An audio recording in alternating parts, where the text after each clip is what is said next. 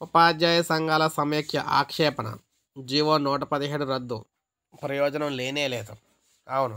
పాఠశాల విద్యా బలోపేతం కోసం ప్రభుత్వం జీవో 117 ఉపసంహరణ అనంతరం చేపట్టే చర్యలపై ఇచ్చిన ప్రత్యామ్నాయ మార్గదర్శకాల్లో ఎలాంటి ప్రయోజనం లేదని ఆంధ్రప్రదేశ్ ఉపాధ్యాయ సంఘాల సమైక్య ఆక్షేపించిందనమాట.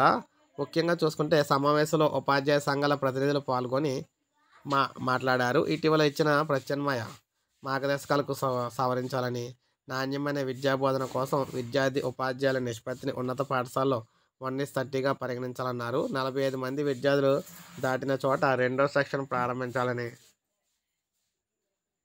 ప్రాథమిక పాఠశాలలో 45 మంది విద్యార్థులు మించి ఎన్రోల్ ఉన్న స్కూళ్లకు మోడల్ ప్రాథమిక పాఠశాలగా మార్చాలన్నారు. 30 నుంచి 60 మంది విద్యార్థులున్న ప్రాథమికోన్నత పాఠశాలను అదే స్థాయిలో కొనసాగిస్తూ స్కూల్ అసిస్టెంట్ పోస్టులను మంజూరు చేయాలని ప్రభుత్వాన్ని డిమాండ్ చేశారు. స్థానిక సంస్థల యాజమాన్యాలు కరోనా కాలం నుంచి కారుణ్య నియామకాలు చేపట్టలేదని, వెంటనే స్పెషల్ డ్రైవ్ ద్వారా కారుణ్య నియామకాలు కూడా వేగవంతం చేయాలని చెప్పేసి వీరైతే కోరారు.